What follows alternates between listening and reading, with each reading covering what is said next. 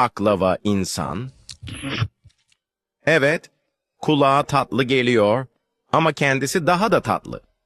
Doğduğu günden beri her katı ayrı bir lezzet, her gülüşü fıstıklı. Sabahları çayını içerken, yan masadan gelen bakışları hiç umursamaz. "Abi erimeyecek misin güneşte?" diye soranlara sadece bir kaş kaldırır. Soğukkanlı ama şerbetli.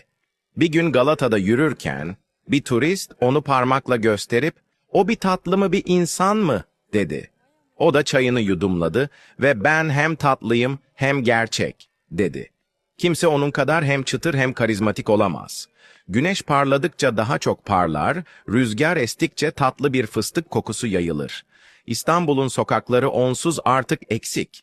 Sakın dilini uzatma, çünkü o gerçek bir baklava ve şaka kaldırmaz.